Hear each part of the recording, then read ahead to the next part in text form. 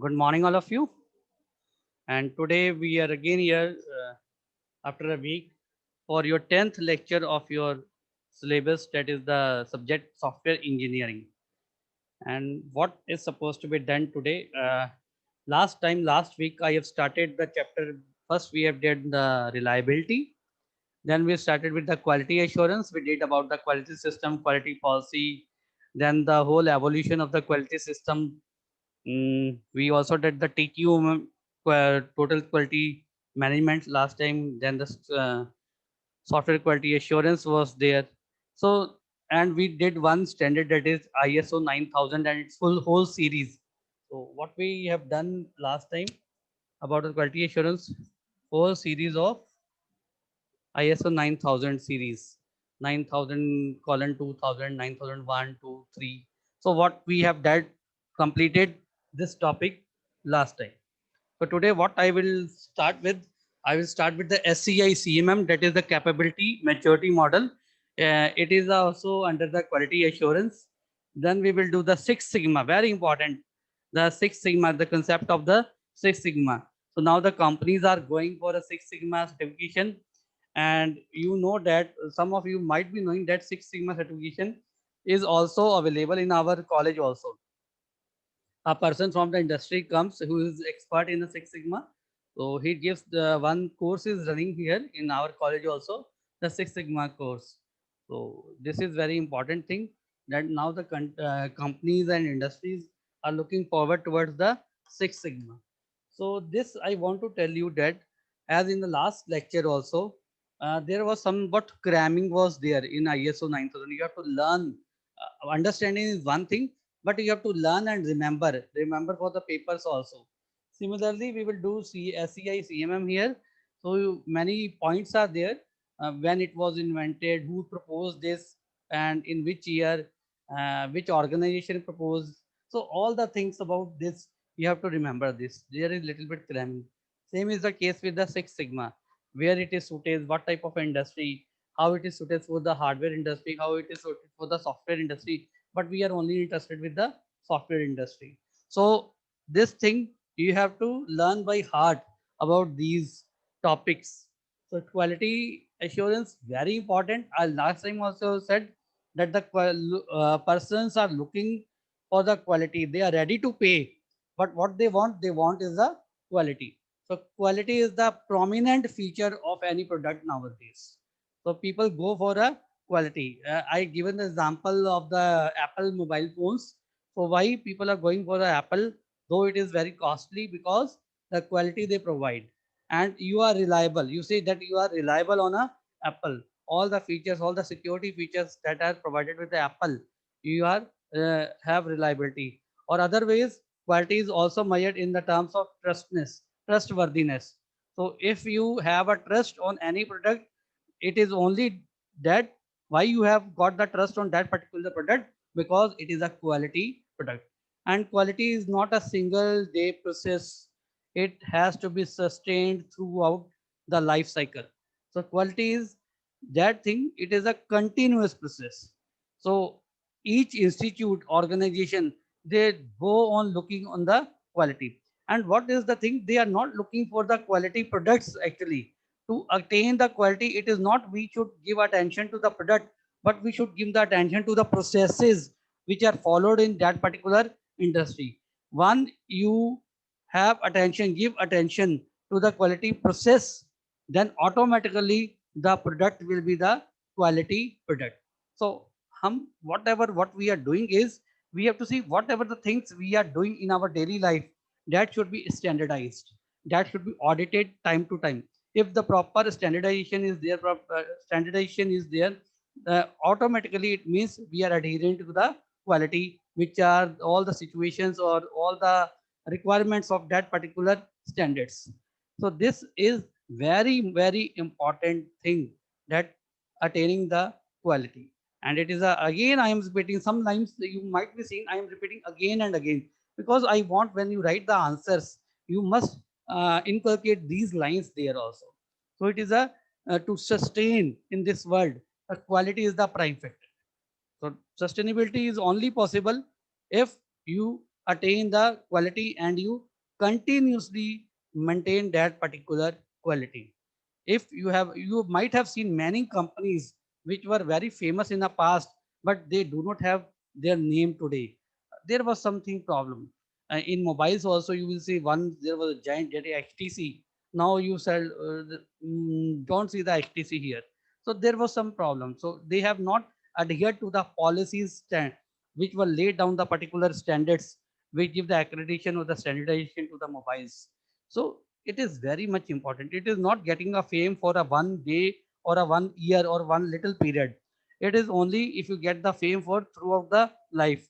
Just see many companies are there. Apple is there right from the beginning. Tata's, Birla. So they have something in them. They have attained the quality. Therefore they are looking for different types of accreditation or standardization. Accreditation is basically for the educational institutions. For the industry, we say standards. So many stringent requirements are laid down by the standards. You have to fulfill those standards. The company, the registrar comes, that is the, you have to apply to the registrar for attaining any standard. Then audit is there, the companies are company, the persons from that company visit your organization, they do all the auditing work and they do the proper inspection, and finally they decide whether to give that particular standard or standard certification to you or not, or the particular company or not. So this is what we will do complete today. I will share the screens because many things you have to remember there. Then I will have a poll of quality assurance. Then I will start with the part 4 of your syllabus. One thing more, there are few terms about the quality, like what is review and what is formal review. That I will not cover. I am giving you as an assignment. There are three small topics. What is review? What is formal review? So what is review? So how review helps in attaining the quality? So that portion you will do yourself. It is a very small portion. So just note down the topic of review and formal review technique in this syllabus. You will see in a quality assurance that you have to cover yourself. I have done all the syllabus for you, but it is a little bit topic that you must also take part now. Just it is a end, so you should do that particular topic yourself. And next is, we will start with the fourth unit. That is, in fourth unit, one topic is maintenance. There are many small topics in a fourth unit. One topic is the maintenance. So today we will do maintenance also.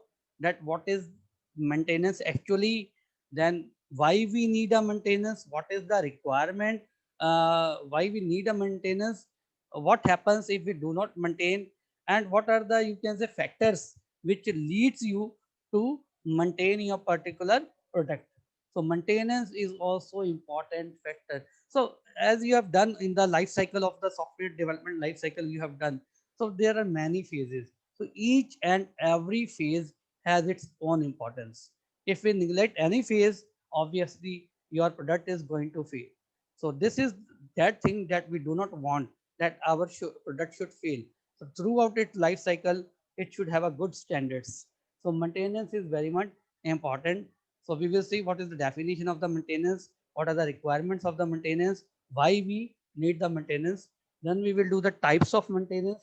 There are three basic types of maintenance. Then is the reverse engineering and the re-engineering. Very important two topics are there. That is reverse engineering and re-engineering. They are is the part of the maintenance. Means there is the software process model 1 and software process model 2. Those models are not in your syllabus, but in one model there is a reverse engineering, another model there is a re-engineering. So very important, interesting topics these are. There are subtopics like reverse engineering and re-engineering. So this also we will cover today. So now I will cover the slides. So up till now, you just review that. I will give you 1 minute to see what I have talked up till now. You make a mind, you frame your mind accordingly that. Then I will start the my presentation for the today. Yes, Madhu ma'am. So for the time, I just share the screen now.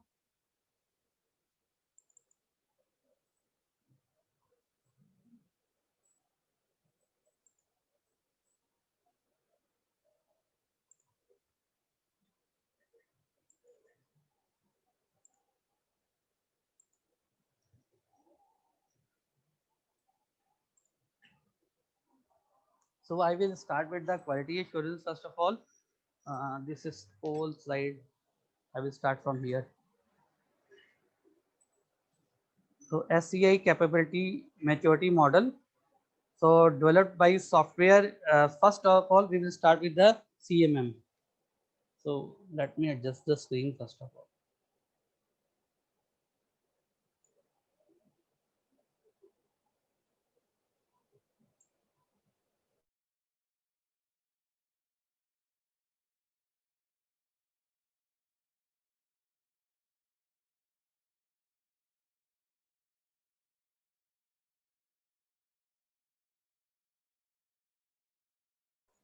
Sorry, I have muted. So I start with today's topic, that is the quality assurance.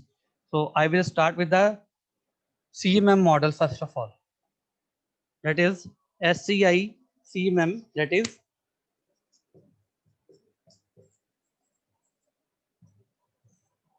capability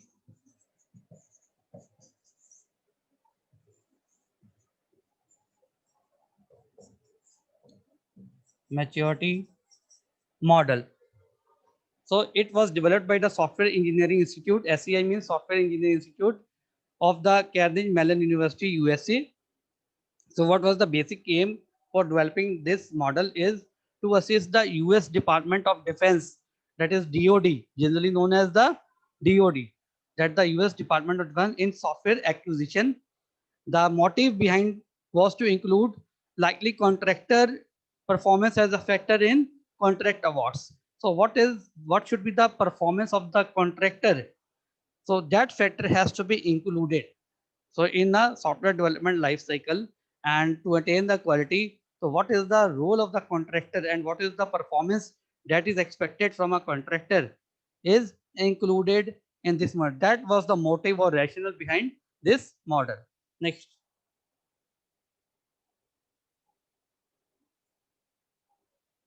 So in simple words, capability maturity model is a model for uprising the software process maturity of a contractor into different levels. We have to uprise what is the maturity level of a contractor or into the different levels. So it can be used to predict the most likely outcome to be expected. So here prediction is done. We have to predict that is the what is the most likely outcome that can be expected from your product, that is from the next project that the organization undertakes. So sorry. So if we have developed some product, so we have learned a lot from that particular product. So all the shortcomings from that particular product we lay down and we try to remove those shortcomings, and we lay down the new policies, new requirements, all the things. So then we expect, then the expectation is there the next time whatever we do, we will do it better. So from the next project that the organization undertakes, it will lay down more stringent requirements and more stringent fulfillment of the contract. Next. So means uh, capability is increased when the company or the process gets matured. The main aim or the main tagline behind this model is, if something gets matured, obviously its quality gets matured or the good quality product is there. So it can be used in two ways. Very important slide. So capability maturity models can be used in two ways. One is evaluation of the capability, that is known as the capability evaluation. We evaluate the capability of that particular product. And next is we then assessment, do the assessment, that is the software process assessment. So the two ways in which CMM can be used, one is the capability evaluation and second is the software process. Whatever the process is followed in the industry in that particular organization, we do the assessment of that particular process. Next. So it provides a way to assess the software process capability of an organization. What is the capability of that particular organization, about what type of software product they can make. So I have already said we should not go for the product, we should go for the process. If the process is good, obviously the quality of the product will also be the good. So it helps in selecting a contractor and indicates the likelihood that the contractor performance, how the contractor will perform. So assessment is done. First of all, evaluation is done. During the evaluation, we select, after doing the evaluation, we select the contractor, and then after selecting the contractor, we assess the whole thing, and we assess what performance will be given by a particular contractor. Contractor is the experts which are included in your software development. Next. So used by an organization to assess its current process. First of all, we assess the what is going in our organization, what the policies are followed in particular organization. Then CMM model, it suggests you the way to improve the process capability. So first, what is there, what is actually going on there, that is seen, and afterwards we see how the more suggestions are given to improve this thing, the whole process. So this type of assessment is for purely internal use. It is not uh, shared by the external people. It is only by the internal paper itself. Next.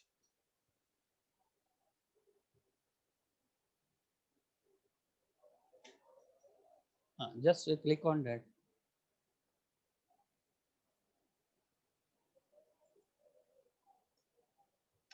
Just wait. So CSMM classifies the software development industry. The whole industry is developed, classified into the four different maturity levels. Five maturity levels. So just remember this thing. The SEA classifies the software development industries into five maturity levels. Very important term. You have to remember this. How many maturity levels? It is five in number. So stages are ordered so that improvements at one stage provide the foundations for the next. So now these levels, they are developed into the five levels. Actually, they are the five stages through which the companies goes on. And this work, this level, this thing was given by the Phillips Crosby. So based on the pioneering work of the Phillips Crosby. Next. Now just go through this five maturity levels. I will stop here for 1 minute. You just go through this diagram, very important diagram. So first level is initial level. So where we just go for the disciplined processes. So all the processes are laid down, all the policies are laid down, and we follow that particular in a disciplined manner. Then repeatable. Repeatable means we have to be sustained. We have to continue that process for the long time. That is the consistency and the standardization. First of all, initially we lay down some process, all the terms and conditions for that process. Then if it is good, then we consistently follow that thing again and again. That is the repeatable. It is a second level. So if anything, first in our initial stage, we lay down some processes, we do some instructions, we follow some instructions. If we find something is not good, then we eradicate, then we make that thing out of that particular system. So after that, once it is settled, it is a good system, then we will consistently again and again repeatedly obey that particular rules and regulations and policies. Then predictable processes. So some processes are defined, they are predictable, so we can define it originally, and some are undefined. So here in the third maturity level, we go for a predictable process and we define that, make the proper definition of all the processes that are being carried out in particular organization.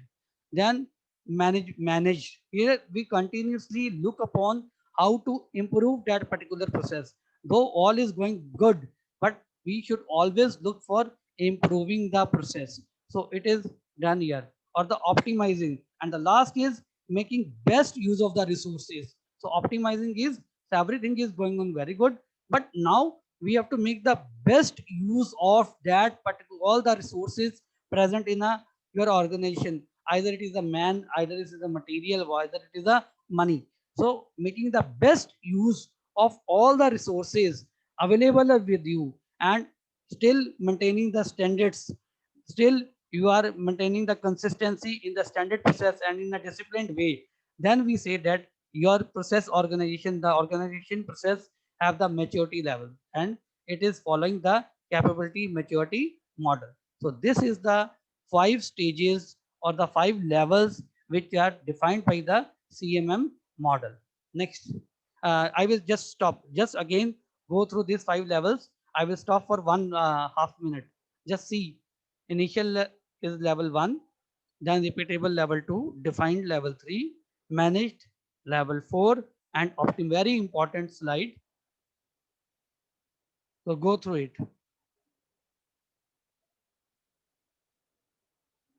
Yes, next now. So what happens in level 1, that is the initial level. Now this thing I am saying, you have to remember all the things. One thing you can understand. Second is you have to cram it also. What happens in level 1, what happens in level 2, what happens in level 3, what happens in level 4 and 5. And there are some key process areas in each level also. So I will also go through all those processes of different levels after having the definitions of or the overview of all the levels. So in level 1, organization operates without any formalized process or project plans. So we start with initial processes. We lay down some requirements, we follow some steps. So, but they are not formalized. Still, they are not formalized because we haven't got any result from that particular steps we are taking. So, one, we get the proper steps, outputs are proper, then we are going to formalize. So, actually, in the beginning, it is in a casual way. Means we are just hit and try method is going on. We have to see what method will be suited. So we will get the result from different techniques. So once we get the one technique result good in one technique, we again repeat it and again repeat. Then only we can formalize. So in the initial stage, that is the level 1, and nothing is formalized. So formal you see, we have to see before formalizing, we have to do it all the things in a casual manner. So an organization at this level is characterized by ad hoc. It is not permanent. It is not formal. It is not fixed. So it is a ad hoc and often chaotic activities. Sometimes these activities are so random that chaos is created. So you are yourself not understanding what is going on. But we have to do it again and again before formalization. So settlement is done. So in this phase or the level 1, so we try with all different methods and we see what process will be the good one. So once we find the good results, then we make that process a formal process. So different engineers follow their own process. So different techniques, different methods, all are tried in this level. Next, in level 2, repeatable. So once after going all the different methods by the suggested by the different engineers, so the best one, the result we are getting, then we make it a habit, we make it a formal, and then in the second level we keep on repeating that thing. So basic project management practices are taken into account in this level, like the tracking the cost, scheduling, and the functionality, what the function of that particular product, those things are followed. Then size and cost estimation techniques like function point analysis, COCOMO, etc. This you have already done. So these activities are followed in this and it is formalized. Production process is ad hoc, but here the production process is ad hoc. All the upper two are the formalized, but the production process is ad hoc, that not formally defined, also not properly documented in this level. But size, cost estimation techniques, basic practices are formalized, already formalized in this level. Next, process used for different projects might vary between the why the whole process is not formalized. Some element is not formalized because there are different types of projects, different types of products are also there. So variation can be there. So early success on projects with the similar application can be repeated. So if same application is there, next time the order came for the same application that was already developed, so you will follow the same process that you have processed, which you have followed earlier, in which you got the success. But the new, if new project comes upon, then you have to try the new methods, because there now the requirement is the new, you are taken the new application in your hand. So all the process should be taken in a new way. So opportunity to repeat the process exists when a company produces a family of products. So repeatable is there if different types of applications you have developed or different types of applications many times, then if you get the success, then you can repeat those processes again and again. But when you start the company, in the latest, you get one order, you complete that particular order. Next time, if you get same order, then you can repeat. If new order is done, then the process has to be followed the different method. Next. In a level 3, defined means management and development activities are defined and they are documented.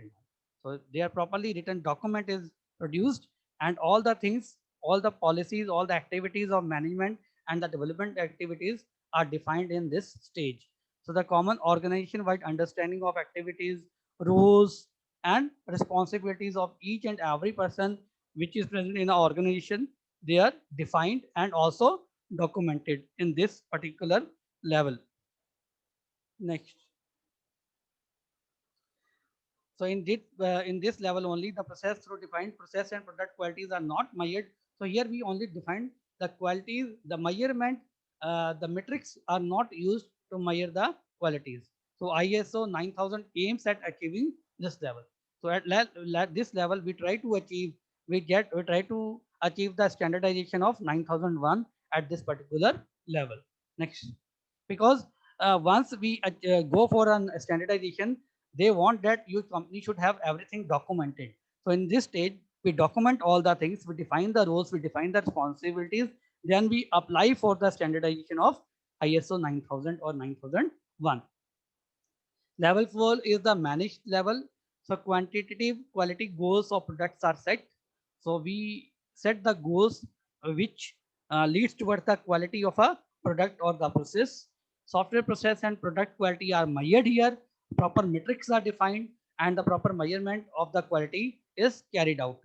The measured values are used to control the product quality. Once we get the values of the quality parameters, then we see are they according to the standards. If they are not according to the standards, then we have to make little bit changes and we have to achieve that particular value which is defined by that particular standard for which you have applied for. Results of measurement used to evaluate the project performance rather than improve process here. So whatever the result we get from the measurement, so that leads you to the conclusion that it is okay, it is according to the standard, or still we have to do something here. Next. Organization sets quantitative quality goals and worldwide about 100 organizations assessed at this level. So 100 organizations around the world, they are at level 4 according to the CMM model. Next. And the last level is the optimization. So here the statistical data is collected from the process and the product measurement, and they are analyzed and continuous process improvement based on the measurements. So actually what happens, we go through the different defects are prevented from recurring by tuning the process. Lessons learned from specific projects incorporated into the process. Means here optimization basically means to make the best use of all the resources. So you have achieved all the measured level, but still you can say still you can improve, because you can still there is a scope for improvement through making the best use of the resources. Now the resources can be man, money or material. Next.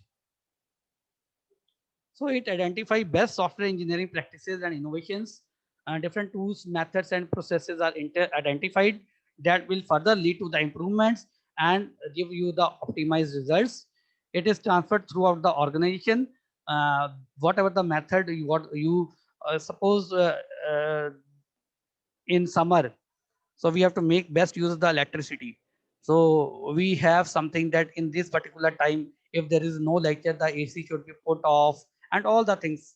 So this is just making the best use of the resources and making the optimized use. So worldwide, about 500 organizations have been assessed at this level according to the SEI CMM model. Next. Now, key process areas. So there are some key process areas which are associated with the different levels. So each level is associated with the key process areas, and it identifies where an organization at the previous level must focus to reach this level. So what is done in that particular level we have seen, but what are the basic or the main process areas in that particular level we will see in further slides. Next. So it was in a level 1. In level 2, what happens? Software project planning. Here, the key process area is of, as we have already done in level 2, that is the repeatable level. where we do all the size, cost, scheduling. So size of the estimate, the size of the product or the project, then the cost of the project, then proper scheduling is done, project monitoring is done. So if you remember what we have done in a level 2, that is the repeatable level. So it is the same thing. It is given here. So all the configuration management and subcontract management, these are the key processes which are carried out in level 1. So you can also do, when you study the level, when you see the definition of the level 2, then only you do the KPS there. So you will find there is a matching what was written there and what is written here. Next. So in level 3, what are the key process areas of level 3? Process definition and the documentation. There also we have seen that we define and documentation, because this level is known as the defined. So we defined all the key roles, responsibilities, and we do the proper documentation. Proper reviews are taken and training program are started in this level. Next. Quantitative measures is done in the fourth KPA. This is the key process area of the level 4 is the quantitative measurements. So you just go, just see what we have done in a level 4. So it is same here. So process management is carried out in this particular level. So all the activities which are related to the quantitative measurements and the management of the process, they are carried out. These are the key processes which are carried out in level 4. Next. And in the last is the defect prevention and optimizing is done. We have to change the technology change management. So if new technology is available in the market, we should go for that particular technology also. And if new processes are given by any person and it are used in a market, then you should also go for a process change management. And the main aim here in this level is to achieve the optimization. Next. So what is difference between ISO 9000 and CMM? This you can go yourself, that ISO 9000 awarded by the International Standards Body can be quoted in official documents and communications. And SCM assessment is purely for the internal use. So it is only within the internal organization, that is the CMM model. All the rules are followed by the internal policies also. But the ISO 9000, it is awarded by the standard body. And if you are following, then other institute also, other industries also following that particular rules and policies, because it is provided by the international organization. But the CMM model, it is followed within the industry, and industry to industry it can vary. Next. So CMM was developed especially for the software industry. So address many issues specific to the software industry. But ISO 9001, it is not only for the software industry, it is for other also. And SEI goes beyond quality assurance. It is not only looking for the quality assurance, but it also aim for the total quality management. And ISO 9000 corresponds to only SEI level 3. Next. SEI CMM provides a list of key areas, that is the KPAs, on which to focus take on an organization from one level to other, that we have discussed all the KPAs now. So at different level, different key process areas are identified in a CMM model. It provides a way for gradual quality improvements over a several stages, means stage by stage. Next. Next comes the important thing, that is the Six Sigma. Now we will go for a Six Sigma.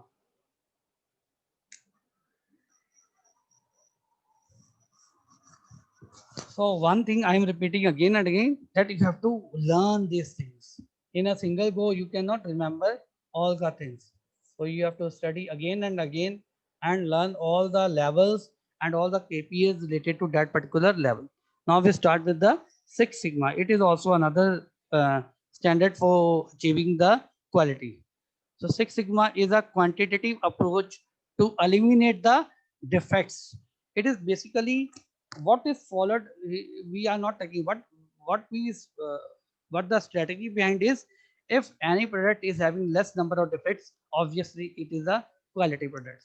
So it is main stress in Six Sigma is on the defects, and applicable to all the types of industry, not only the software industry but all the industries it is followed. It is from the having wide range of industry, from manufacturing, product development to the service industry. The statistical representation of Six Sigma quantitative decide how a process is performing. So how the question is how the process is performing. So how to evaluate how the process is performing.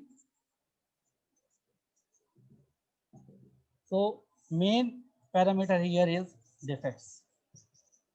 We calculate the number of defects in that particular project. If the number of defects are less, so we say that it is a quality product. So here stringent requirement is given that in such a million code only we can have this much of defect, and it is very much stringent requirement to achieve the Six Sigma.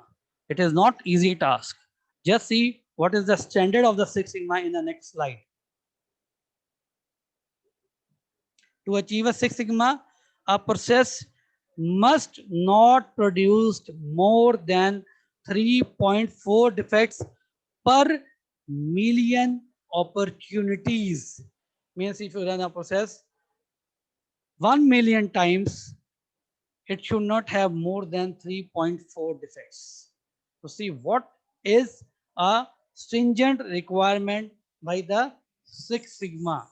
So if you see out of million times only 3.4 defects are allowed, then how many times the success is there?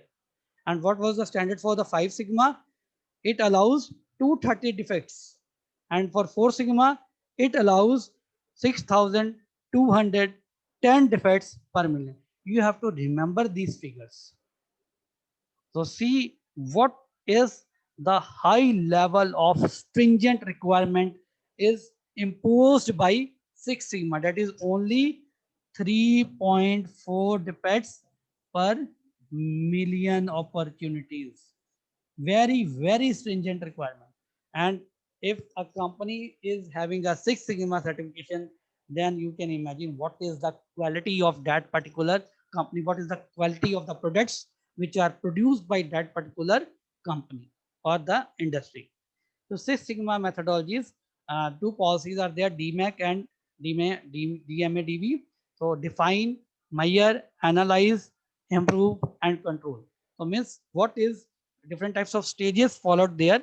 First is the define, second is the measure, then the analyze. After measurement, you get the result and you analyze that you are going right or not. Then you have to improve and you have to control overall control. And DMADV, define, measure, analyze, design, and verify. So these two methodologies are followed in a Six Sigma. Next. So we will not do Six Sigma in very much detail. So we will only have this one slide more. The methodologies are implemented. Very important slide. The methodologies which are implemented in the Six Sigma. So there are different types of workers or the different levels of the worker. There is the first of all the low level of workers. I will not say low level, first level of workers. The methodologies are implemented by them. Those workers are known as the green belt or the black belt workers. After their work, there is a one higher level of worker, that is the master black belt worker. They used to supervise the whole process which are being implemented by green belt and the black belt workers. So supervision is done by the master black belt worker. And a Pareto chart is prepared. It is a simple type of bar chart to represent the defect data. It identifies the problems that occur with the greatest frequency or incur the highest cost. So this is all about the Six Sigma. So now we complete the quality assurance chapter. It is the part 3 of your syllabus. I repeat that you have to do the formal review and the review. These two topics was left as very small topic. You have to see the definition of the review, what is formal review and what is the review technique only. Then uh, I ask you to now, you can very soon I will put assignment 2 also. So when I put the assignment 2 in your group, you have to submit the assignment 2 within a week. Then there is assignment 3. So we are just going to end in the last stages of your syllabus. So two lectures more, today's lecture one or two lectures more will be there, and we will complete our syllabus. So next I will start with the next chapter of the maintenance. So I will wait here for 5 minutes. I will give you rest, not give the rest. We can discuss something for this 4 to 5 minutes. Then I will start with the maintenance. After 5 minutes, I will start, but I'm not going there. I'm here only. We can discuss for 5 minutes about the quality assurance. And if you want to ask anything me about the quality assurance, you can ask me. I'm going to unmute you all. And why not to have a, after discussion, I will also have a poll for the quality assurance. For that particular time, I'm switching over the camera to my side again.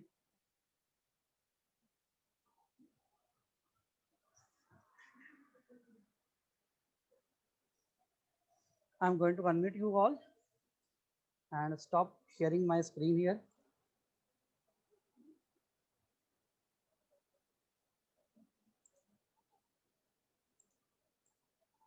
Yes, anybody wants to ask me anything? I have unmuted you all, given the permission.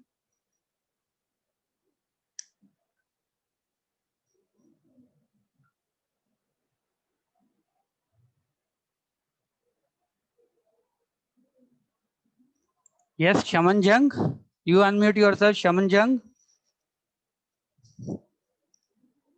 Yes, sir. Shaman, have you understood what we have done today? Yes, sir. Okay, good. So how many levels are there in a CMM? 5 levels, sir. 5 levels. Can you name them? Yes, sir. Yes. Initial, repeatable, defined, quantitatively managed, optimizing. Very good. And what is associated? Now let me ask another. Shivani Mahajan.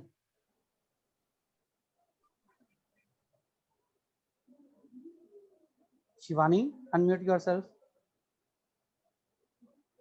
It is Shivan Mahajan, not Shivani. Shivan.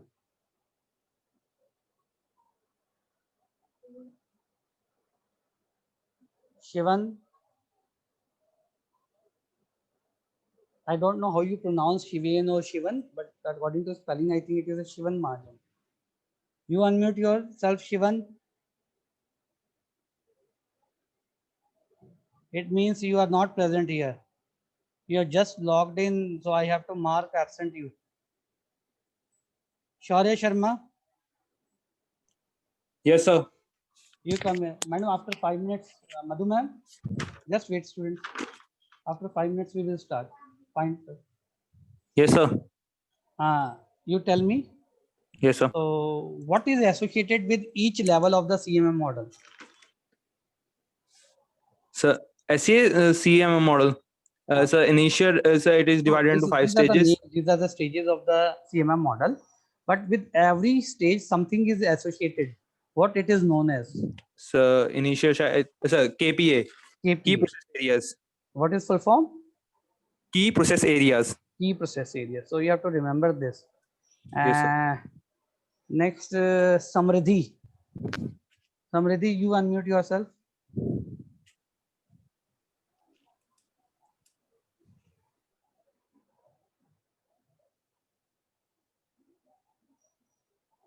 Samriddhi.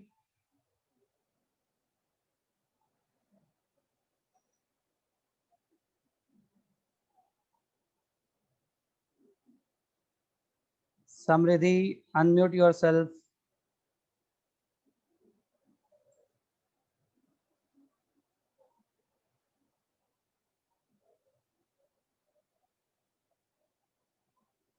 So Samriddhi is also not there.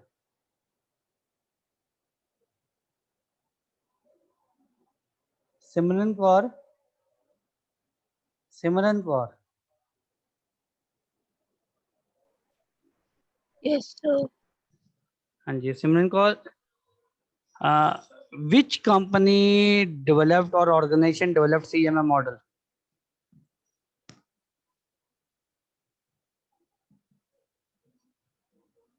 Which organization developed CMM model?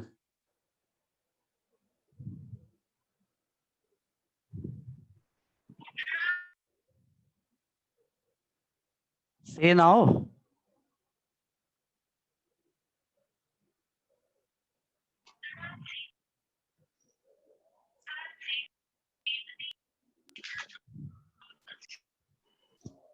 हाँ जी सिमरन बोलो.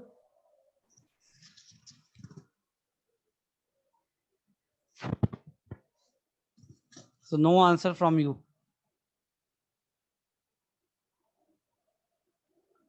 Tanish Sharma. Tanish.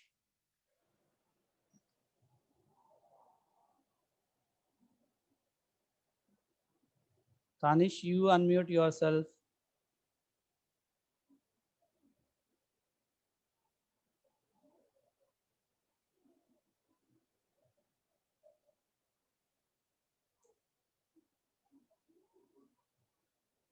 Varisha Hussain.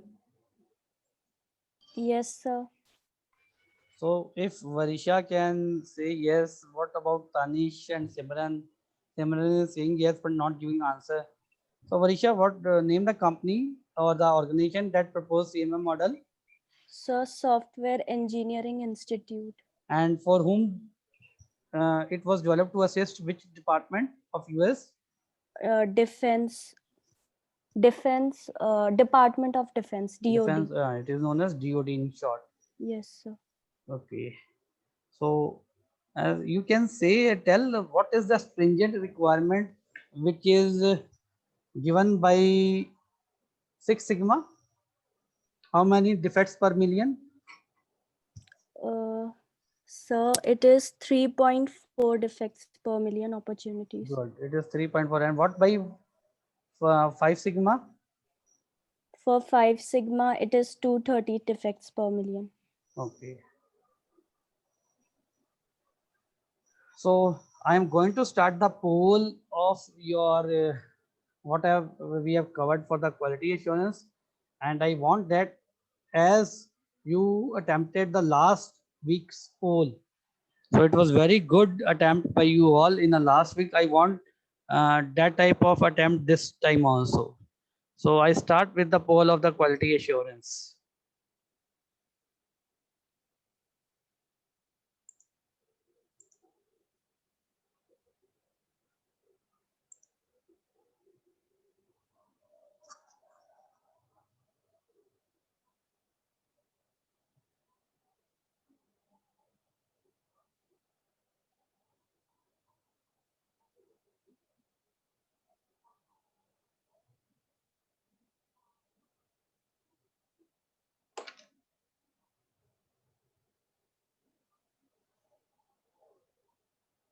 So now the poll is in front of you.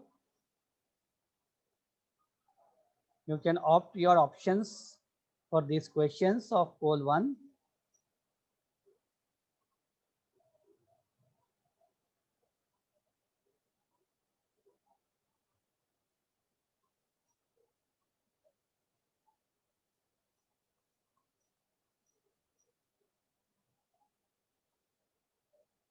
So 18 students have polled up till now.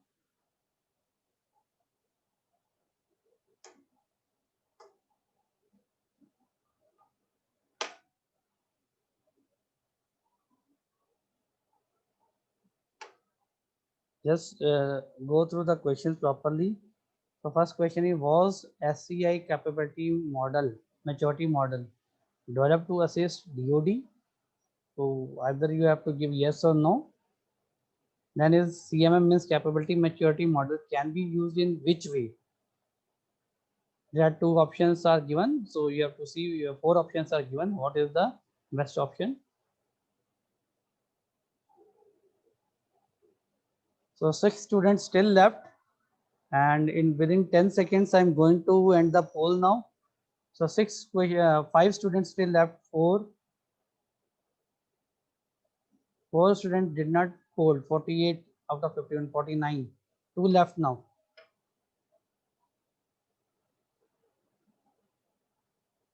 So now I'm going to end the poll. See the result.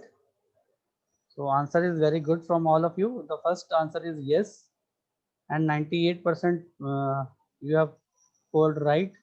And second answer is both of above, and 94% of you have polled right.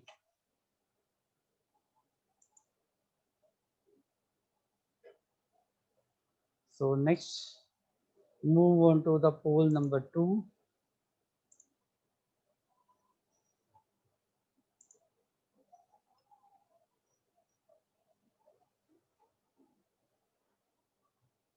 Go through this poll. The question is in front of you.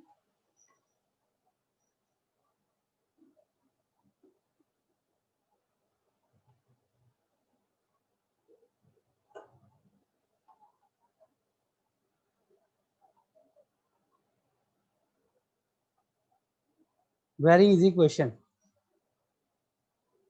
If you have listened the lecture properly, then it is very easy question. 37 students have polled up till now.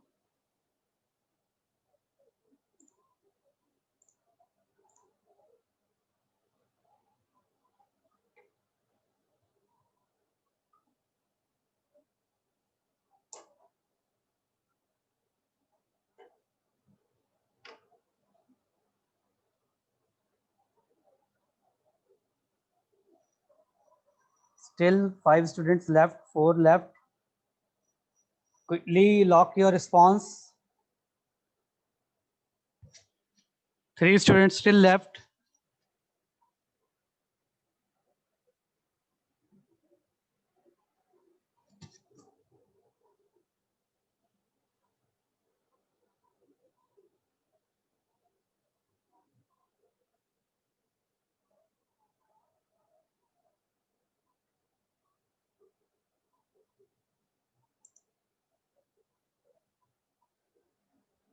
Now see the answer.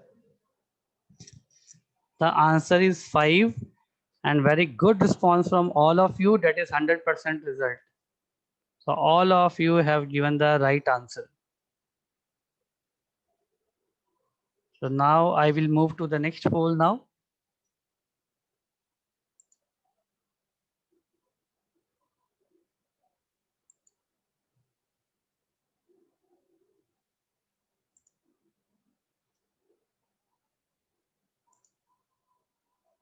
So here is your next poll.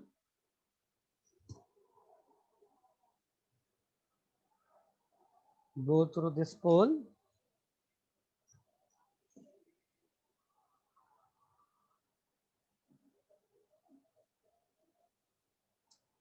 So there is some mistake spelling of yes. It is YES in second question. So it is written YSE. It is a mistake by me. It is YES.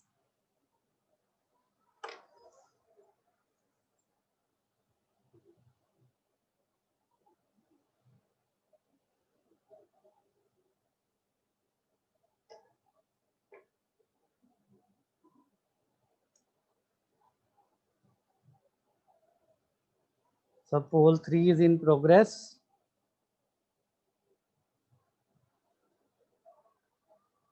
The questions are in front of you.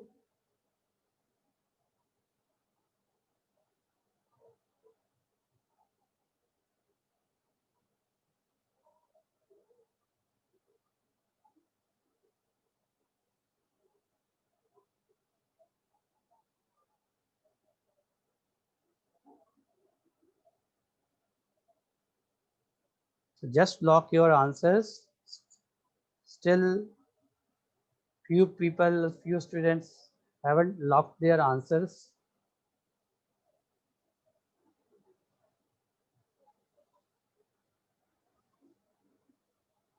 I'm waiting for them.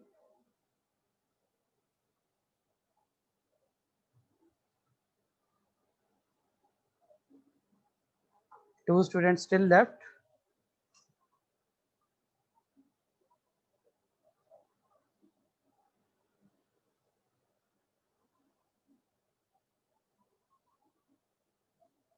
Now I will end the poll now. Let me share the results. So you can view the result of the poll. So very good response from you all. The answer for the first question was on level 2. It is the repeatable. The first level is initial, second is the repeatable. Then level 5 of CMM is also known as optimization. Yes, it is known as optimizing level. So I'm going to stop the results now and go for the next poll.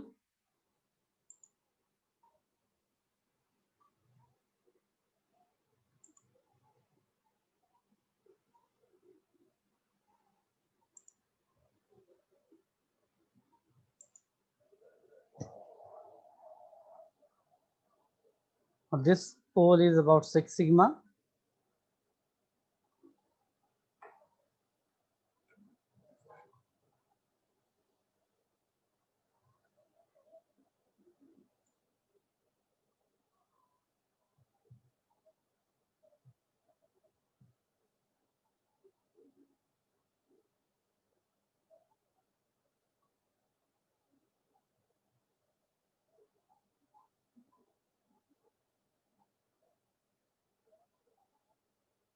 So I will change the question. It is actually the second question will be Six Sigma methodologies are implemented by, not supervised.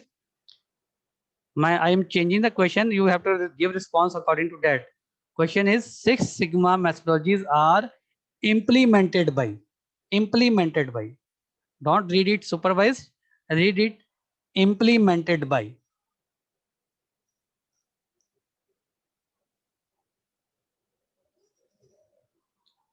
For the second question, read the question as Six Sigma methodologies are implemented by.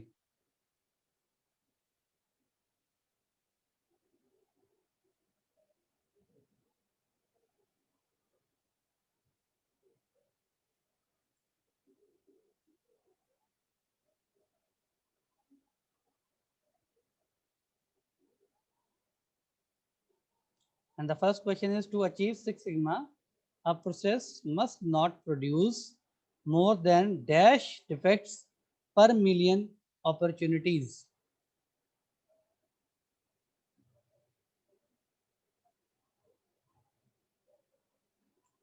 So some of you have still not marked your answer. Please mark your answer.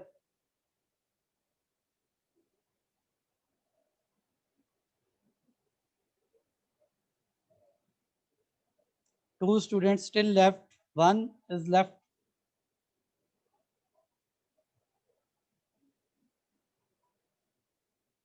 Just mark your answers.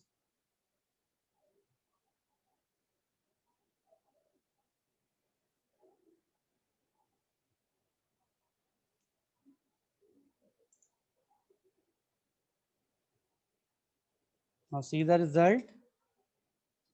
So the answer for the first question was 3.4 million, 3.4 only per million. And for the second was both of above. So green belt workers and the black belt workers, they implement the methodologies, and but it is supervised by the master black belt. So here the question I have to change the question. Instead of supervised, it was implemented, and you have given right answer. 96% of you have given the right answer, and the first answer is 100% result. All of you have given the right answer. So this is about the poll for today. So now I will start with the maintenance. I will share the screens for the maintenance topic. So now maintenance is part 4 of your syllabus. The maintenance chapter is the part 4 of the syllabus. So I will start sharing the screen for the maintenance now.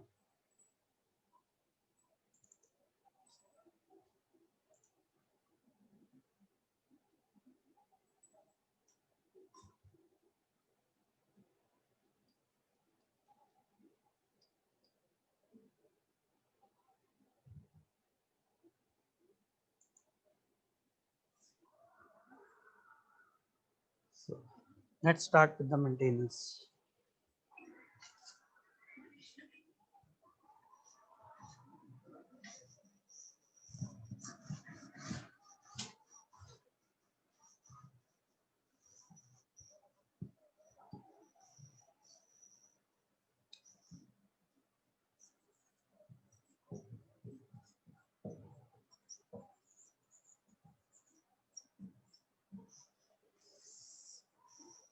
So maintenance is one of the phases of the life cycle model.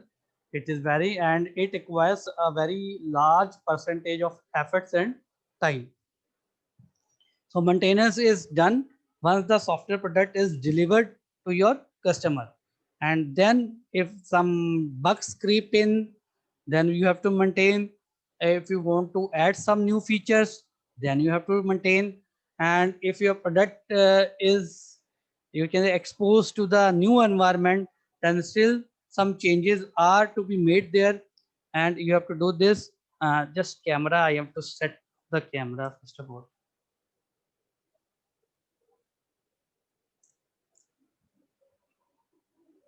So you can view now. So the maintenance, very important phase. So here there are different situations where we need a maintenance, and maintenance is carried out at the customer's end basically when the software or the product is delivered to the customer. So sometimes you have to go there at the customer's place and do the required maintenance, or sometimes the product is you ask the customer to bring the product at your end and then you maintain. So let's start with the maintenance topic now. Like previous slide. The software maintenance. So any modifications to a software product after it has been delivered to the customer. So it is very important thing that once we deliver the product to the customer, after that, whatever the modifications, whatever the changes are brought onto your products, that is known as the maintenance. That comes under the maintenance phase. The software maintenance is an important, or I will say very important activity for many organizations, and it leads to basically the satisfaction of the customer. If customer is facing some problem and you are providing the maintenance to that particular customer, it gives a satisfaction to the customer. So that is something you may say, but the satisfaction is very much important for the customer. Next. So what many people think that only bad software products need to be maintained. So if the software needs maintenance again and again, it is a bad software. No, no, it is just a myth. The opposite is true. Bad products are not maintained, but actually they are thrown away. They are neglected. So customer neglect that particular product if it is a bad product. But good products are there which needs a maintenance, and that product will be used for very long period, and anything which is used for very long period, then maintenance is required. Just you see your life cycle, a human's life cycle.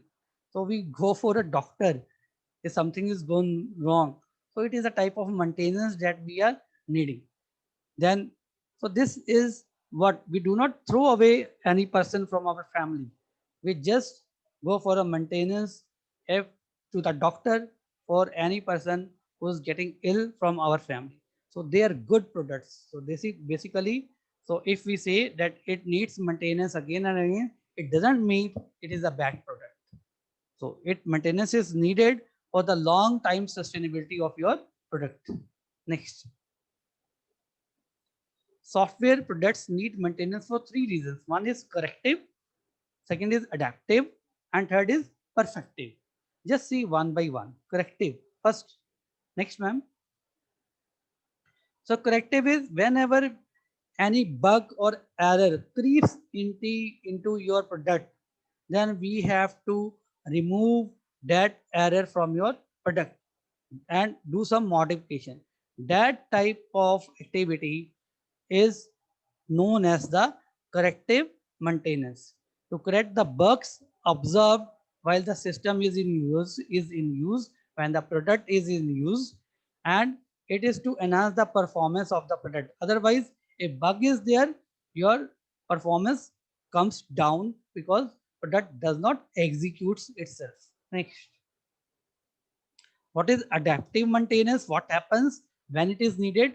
A software product needs a maintenance that is adaptive. What happens when the environment of your product changes?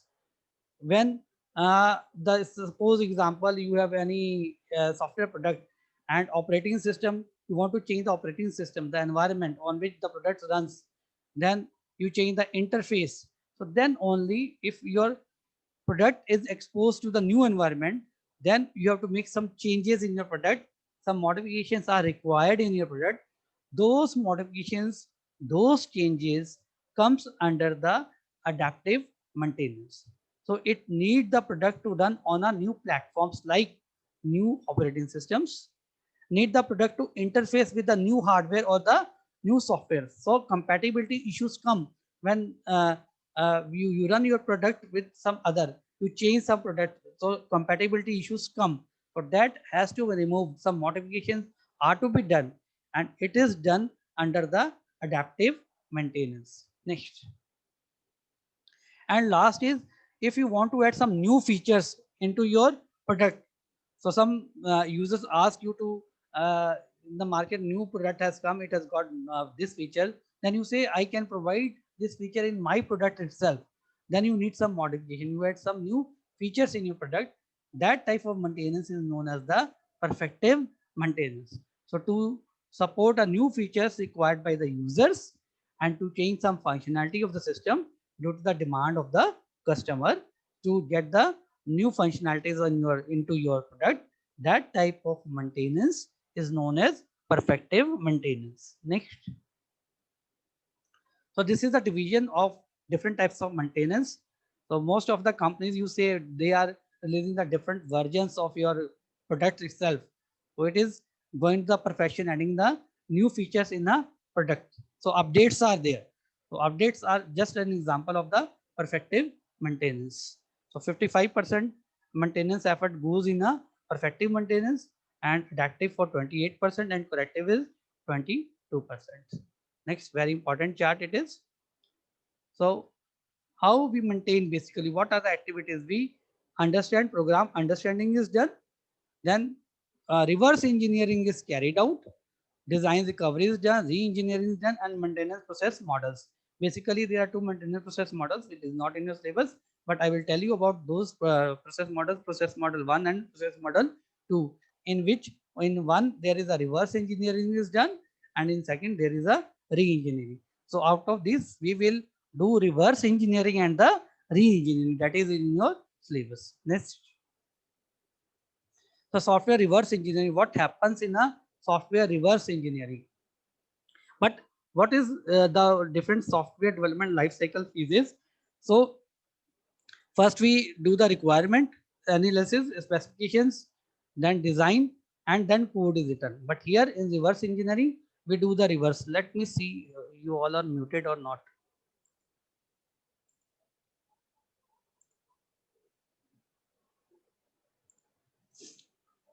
So what happens in reverse engineering?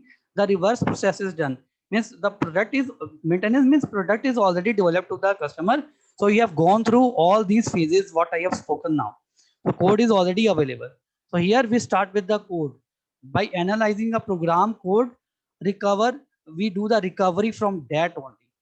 So what we recover from the code, the reverse process is going on. What happens actually when we develop your product, that you go for first, you go for a requirement specification, then you design, then you write the code. But in reverse engineering, what happens, as the software is already developed and it is developed to the delivered to the customer, then we start with the code in reverse re-engineering, and from code what we recover the design and the requirement specifications. How it is done? Let us see. Next. Just click on the side from a mouse.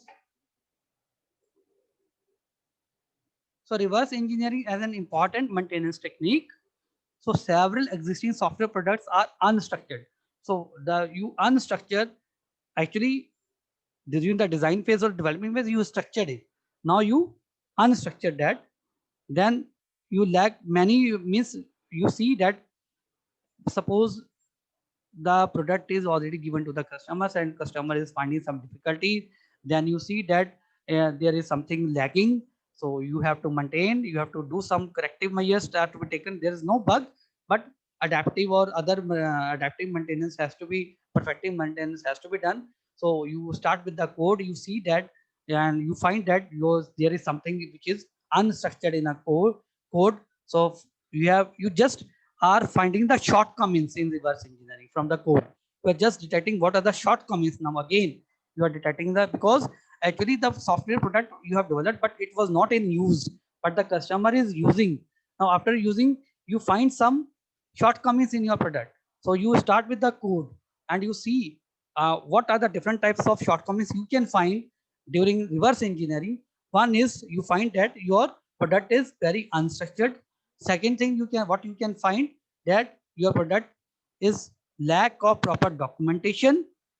And next, what you can find that the product was not developed using the software engineering principles. Means while development phase, some neglection has been taken place. You have neglected some principles of the software engineering. Therefore, it is not giving the optimized or the best result when it is in use by the customer. So you have to see again, you have to check, you have to, from here checking is started from a code, not from a requirement. So code is available because code is being implemented, and after implementation of the code, some problems are found. So you start with the code now. Now from code, you find some shortcomings. Now from these shortcomings, you will see what changes are to be done. Those changes will be applied in a requirement phase and you will then design. So this is a reverse process. Next, ma'am. So what you do in a software, first you carry out the cosmetic changes to code to improve. So you have found that your code is unstructured, it is undocumented, not properly documented, and several rules, software principles are not followed there. So you have found these problems there. Now you will do some cosmetic changes, the upper level changes, and you will try to improve the readability of your code.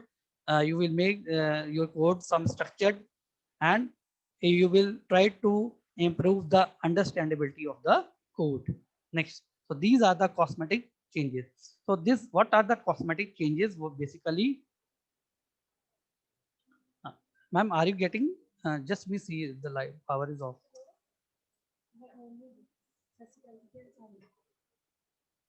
Let me ask. Shubham, are you getting my voice? Shubham, unmute yourself. Shubham Mahajan, Simran Kaur.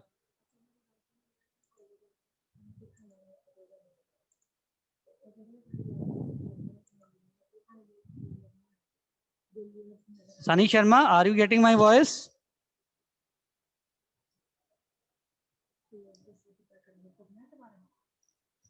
Check.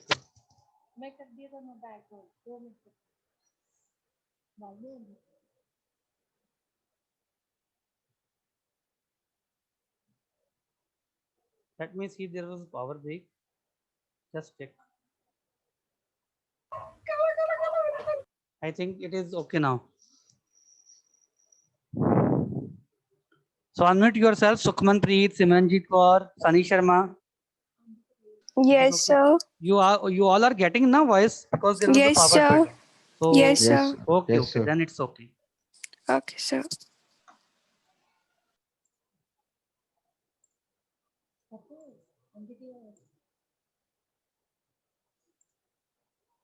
So what are the different cosmetic changes that you can do? You can reformat your program, then you can assign the meaningful names for all the variables. Then you can simplify the conditions. If the condition are complex condition, then you can replace the go-tos. And if you are still want to use the go-tos, then proper label should be there. And you can simplify the processing. So this is the major thing which is done here in a cosmetic changes. Next.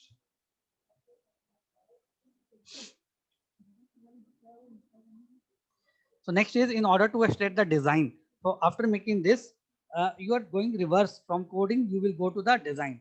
In order to extract the design now, you fully understand the code, then automatic tools can be used to help you derive data flow and control flow diagrams from the code because you have made now some changes in your coding. So now these changes have to be implemented in design phase also. So you can, from making the changes in your code, you have some tools that will help you to drive the new data flow diagrams and the control flow diagrams after making the changes in your code. That is the cosmetic changes that you have done in your code. Now you are looking for the whatever the changes you want to do in your design phase. Next. Now you set the structure chart, module invocation sequence and data interchanging among the modules has happened because you have done some reformatting and all that. Then you start after designing. Now you start go to the upper level, that is the specification in the backward direction. Now you will illustrate the requirement specification that earlier the requirement was, but now if you do some these changes, what will be the new requirements? What will the new requirement specification? So you will go look onto those requirement specification. So after thoroughly understanding the code, design has been extracted. Now we look for the new requirement specification. Next. So many aging software products belongs to this category where you can, this was the reverse engineering, what we will do. So actually when the software is developed, you move from specification, then you move to design, then you move to code. But in reverse engineering, what you do, you start with the, because software is already deployed, it is being executed, many problems are being found in your product. So you, because execution is done through the code, then you see what are the shortcomings in a code, then you list down those shortcomings, then you try to make the changes in that particular thing, then you go for what are the shortcomings in the design, then in what you now according to those changes you find some changes are there in a requirement specification. So this is what is done in a software reverse engineering. Now we will do the re-engineering. Re-engineering means same product will be developed again. So in re-engineering, reverse engineering and forward engineering are carried out. Because in reverse engineering, you find all the shortcomings and you extract all the changes that you actually want. Means आपने कुछ किया, already एक product बनाया था, वो properly code उसका आपने implement किया, it is not working properly, तो आपने कोड से स्टार्ट किया. You see that उसमें what shortcomings are there in a code, you do the cosmetic changes in your code. फिर उस कोड चेंज हुआ तो ऑब्वियसली उसके डाटा फ्लो डायग्राम्स के मॉड्यूल्स आपस में रीफॉर्मेटिंग हुई थी कोड की, तो वो चेंज होगा. वो चेंज होने के बाद आपको उससे पता चलेगा कि अगर हमने ऐसा करना था तो रिक्वायरमेंट में भी चेंजेस होगा. तो ये आपको क्या चेंजेस करनी है आपको सब पता चल गया. तो ये रिवर्स इंजीनियरिंग का प्रोसेस हो गया. अब इसके बाद री इंजीनियरिंग में फर्स्ट स्टेप है रिवर्स इंजीनियरिंग, आपको पता चल गया. Then you forward engineering is done. फिर से वो प्रोडक्ट को ये नई चेंजेस को इंप्लीमेंट करते फिर से डेवलप करना. That is the whole process of the software reengineering. So very important questions can be there. What is difference between a reverse engineering and re-engineering? So what happens in re-engineering? So many aging software products belong to this category. जो बहुत पुराने हो गए उसमें functionalities कम है, तो उनमें हम कमी उनकी ढूंढते हैं, फिर उनको हम री इंजीनियर करते हैं. So during the reverse engineering में क्या होता है? The old code is analyzed, abstracted to extract the module specification, and those changes what you have analyzed in the old code, तो वो changes आप implement करोगे during the forward engineering and you will increase the functionality of the software product. You will not throw the product as it is aging software, but you will do the re-engineering of that particular product. Next. The module specifications are analyzed to produce the design. The design is analyzed to produce the original requirements. This all happens in the reverse engineering. Re-engineering में दोनों चीजें हैं, both the things, reverse engineering and the forward engineering. The change requests are then applied to the requirement specifications. Then you arrive at the new requirement specification. ये reverse engineering का पूरा काम है. Next. Then forward engineering is scheduled. So you come to know what changes have to be done. आपको वो changes उसमें design में क्या चेंज करना है और उसकी रिक्वायरमेंट में क्या है. तो आप वो नई रिक्वायरमेंट्स इंप्लीमेंट करते हो, उसके थ्रू आप नई डिजाइन बनाते हो और फिर से कोड नया चेंज होता है, तो वो फॉरवर्ड इंजीनियरिंग हो जाती है. तो इन दोनों को मिला के आपका प्रोडक्ट नया बन जाता है फिर से. So the forward engineering is carried out to produce the new code. During design, module specification and coding, the substantial reuse में, तो पुरानी चीजें जो ठीक है उनको हम यूज करते हैं, हम सब कुछ नया नहीं लाते। जो पुराने कोड डिजाइन उसमें जो सारी चीजें ठीक हैं हम उसको रीयूज करते हैं, हम उसको थ्रो अवे नहीं करते प्रोडक्ट को, उसमें चेंजेस लाते हैं। और जो चीज the things which are very good performing well you reuse them. तो substantial reuse is made from the reverse engineering. तो ये जो सॉफ्टवेयर री इंजीनियरिंग रीयूज का एक पार्ट ही है, the reverse engineered products. Then next, ma'am. So this is the whole process of the software re-engineering. We start with the left-hand portion, that is the reverse engineering. We start with the code. We make cosmetic changes in our code. Then we see what changes have to be. We apply some already automatic tools, and we get the new module structures, new data flow diagrams, new sequence diagrams. Then accordingly you get the list of new requirements. तो एक बार आपको ये जो changes पता चल जाती हैं, then you implement these changes and you redesign your software in a forward manner. So you inculcate the new requirement specification, then you redesign your software and you recode your software. So here the main thing is आप only forward engineering क्यों नहीं करते, अगर software काम नहीं करता, but ये पूरा री इंजीनियरिंग क्यों करते हैं जिसमें हम पहले रिवर्स फिर फॉरवर्ड करते हैं। तो the main thing is you have to reuse many things which are good. अगर आप सब कुछ नया करोगे तो वो आपको बहुत ज्यादा एफर्ट देगा और it will be not the cost effective. So I will stop here just for 15 seconds. Just go through this diagram properly. We start with the reverse engineering, then we move to the forward engineering. So this is the process model for the software re-engineering.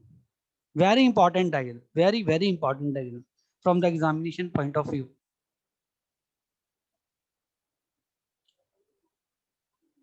So next slide, please. So software, what are the advantages of the software engineering? First is it produces better design than the original product. It produces required documents also, often result in it increases the efficiency of your products. So all the shortcomings are removed now. So obviously, if you inculcate, you remove all the shortcomings and you redefine your project, then obviously it will have a higher efficiency. Next. So this is all about today's topic. So I will just have a discussion with you about today's topic. It was very simple topic about the maintenance, reverse engineering and the re-engineering. So just we will have a discussion now. So very small topics these were.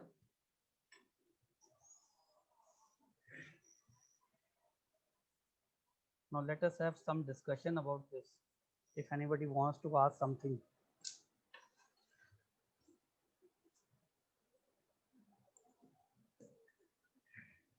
I will unmute you all.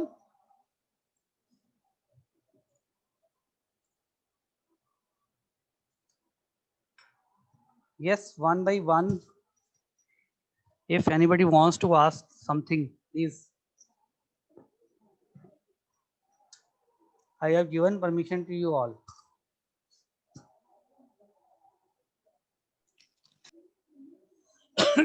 Yash Jalani. Yash.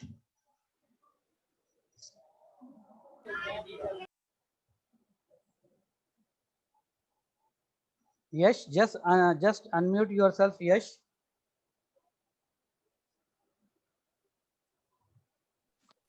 Hello.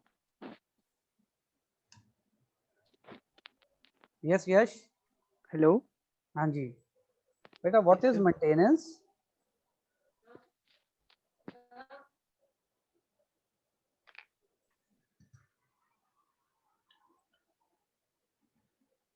Yes, yes, I can hear you. Just tell what is maintenance. Uh,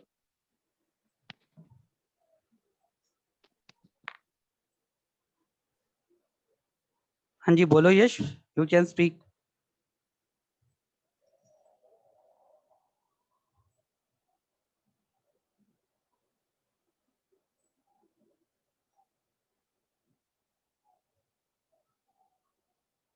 Sonam. Sir, any modification to a software product after हाँ जी, हाँ it ji, has बोलो. been delivered to the customer. Okay. Hmm. Next, what are three types of maintenance?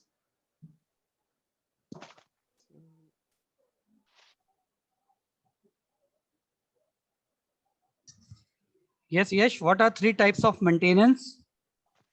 Corrective, adaptive, or prefective. Perfective. Perfective. Sorry, sir. Okay.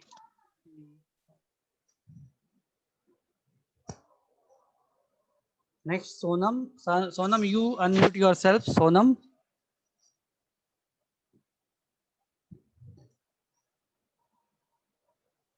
Sonam from IT. Yes, sir. हाँ जी, Sonam. What is? Tell me three types and explain them of maintenance. Three types of maintenance and explain them.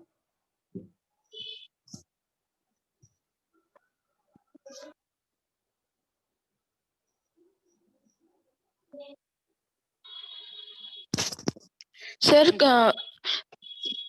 three types of maintenance are adaptive, perfective, and corrective. In adaptive You start with corrective. maintenance, आप corrective से start करो. You start with corrective maintenance. in corrective maintenance, we have checked the correctness of the our project, that how correctly it works. So what is the aim? What we find here in corrective maintenance? When it is needed.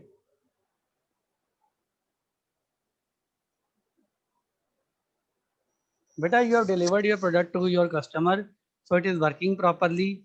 So when corrective maintenance will be required, basically, what I am asking? Sir, corrective, when there are faults and in design, or we can say in interface of the system. Basically, the coding.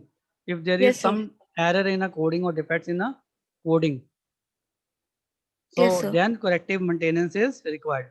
What you do in corrective maintenance?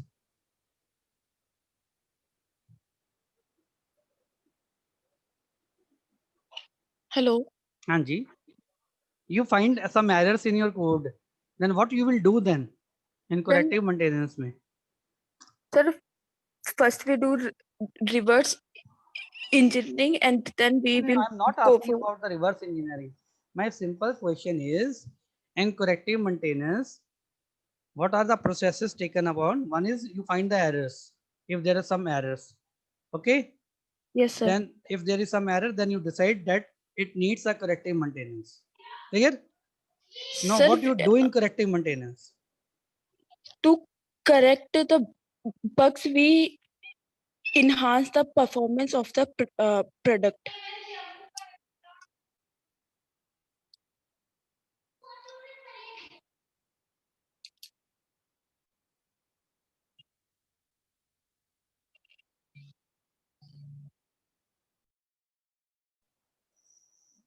Yes, yes. You remove the. Bugs, sir. Okay. Okay, okay, Sonam. Now let me ask some other student. Ritik Tunna. Ritik? Hello. हाँ जी.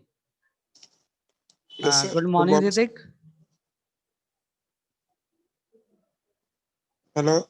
हाँ जी, हाँ जी. Good Ritik, morning, sir. tell me about adaptive maintenance. What is adaptive maintenance? When it is required and what you do? Give some example of the adaptive maintenance. Sir, in adaptive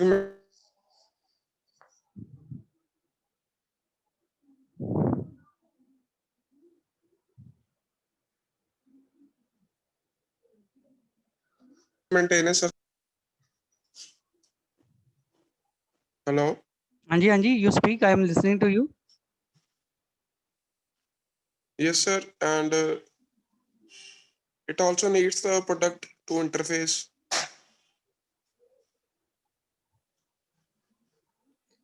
Adaptive means you have to adapt to new. Need the products to run on new platforms Okay.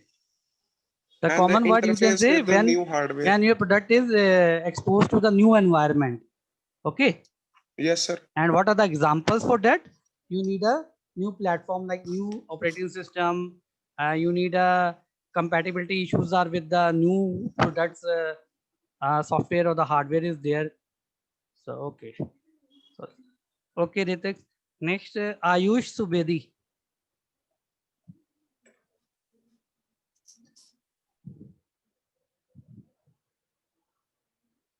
Ayush. Ayush Subedi, unmute yourself.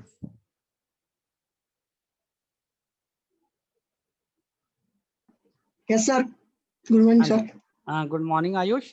Ayush, tell me about the last type of maintenance.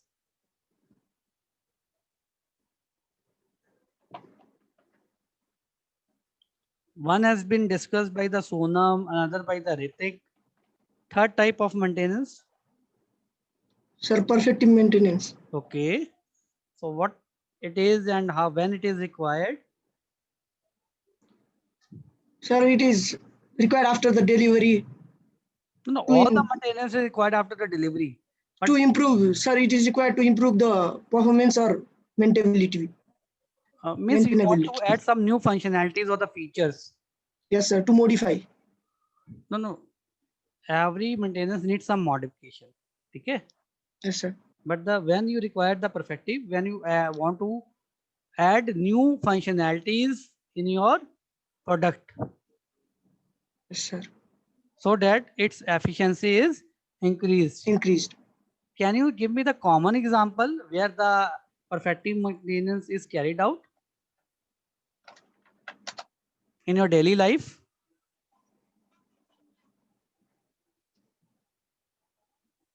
आपकी daily life में कुछ ऐसा होता है जिसमें आपको एक example मिल जाए कि हाँ ये जो प्रोसेस हो रहा है ये adaptive maintenance sorry perfective maintenance हो रही है कोई सर, जो एग्जांपल हम दो कोई भी चीज रिपेयर करते हैं. नहीं रिपेयर और रिपेयर तो वो उसमें डिफेक्ट भी हो सकता है कुछ भी हो सकता है ना वो करेक्टिव भी हो सकता है वो अडेप्टिव भी हो सकता है बट परफेक्टिव का एग्जांपल दो ना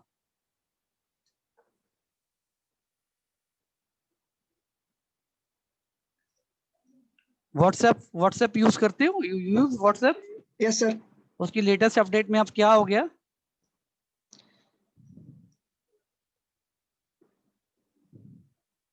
सर वही बग्स फिक्स हो गए और नए फीचर्स ऐड हो गए. You haven't listened my lecture properly.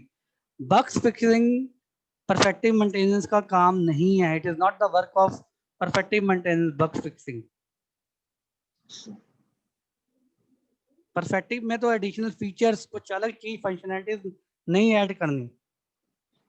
Bug fixing is the corrective maintenance, not the perfective maintenance. Who will answer this question? Raise your hand.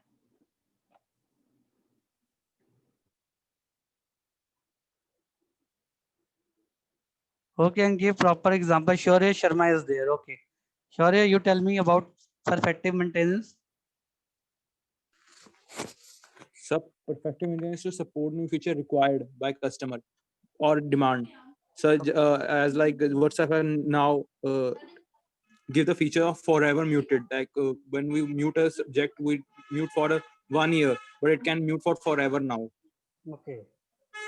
And more the things when you search something, some person's name in a WhatsApp, then all the ऊपर tabs आ जाती है ना, जिसमें Yes, sir. videos from that particular person, chat from that particular person, Yes, sir. है ना, वो पहले नहीं था, it was not earlier. Then yes, now it has included to bug fixes plus also included searches for even from messages. If you type a specific word, if you type in a search by S, it will go for even the S persons and even the messages you have typed S in any person you have talked. So you have improved the new features, you have added the new features in WhatsApp. So Yes, sir. basic what I want answer is, So when the updates are given by the any software, so it is actually a perfective maintenance. जब भी एक नई Maintenance. Update आती है तो वो एक example है किसका perfective Perfective maintenance. maintenance का, ठीक है. So this was I was finding you gave the example, but the common term what we may use, the commonly we can use when we receive some updates आती हैं, तो update is the example of a perfective Perfective maintenance. maintenance. Basically, mostly updates are going for a perfective maintenance. Clear? Yes, sir. Okay. Now, who will tell me about reverse engineering? Raise your hand.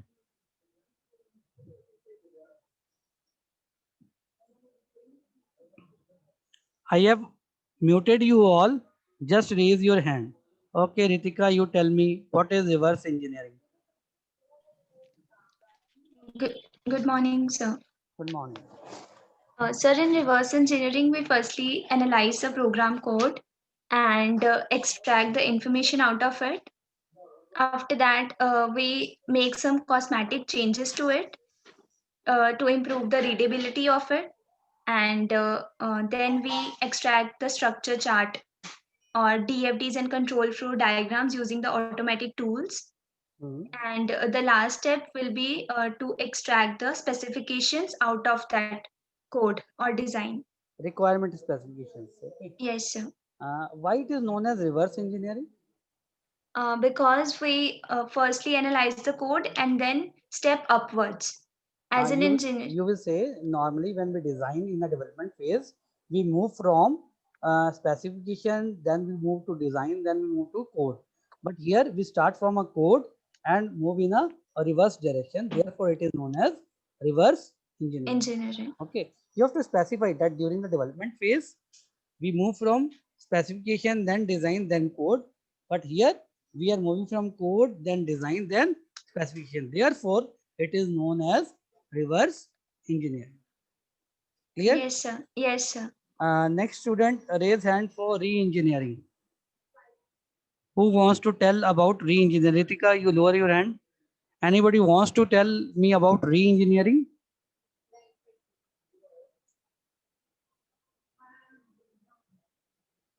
Any student wants to tell me about re-engineering? Just raise hand.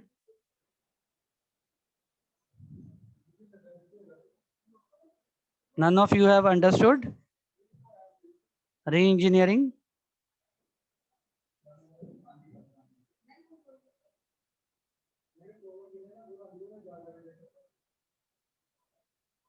जिन्होंने पहले answer किया, they can also raise their hand about re-engineering.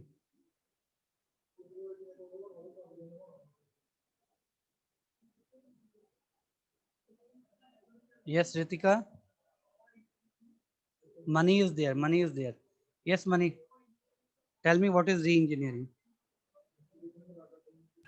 Good morning, sir. Good morning. Yes, sir. Sir, in this we perform first reverse engineering and then we perform forward engineering. Okay. So what about the shortcomings you have found during the reverse engineering? You Sir, implement the again in the forward direction and implement those changes in requirement specification, design phase, and the coding phase. yes, sir. So that's all for today. So I will have a leave from you. So Excuse good me, luck. sir. Hanji, bolo. Yes, sir. Actually, I want some learning from equality, insurance, and the reliability topic. So, sir, have you put that these videos on your channel, like Tech Bytes? So no, I will give you the I have shared I think the open Google Drive now. आप वो miss कर गए हो. मैंने वो YouTube में नहीं डाला, Google Drive दिया. मैं लिंक फिर से भेज देता हूँ आपको, ठीक है? Okay, okay, sir. Okay. Thank you, sir.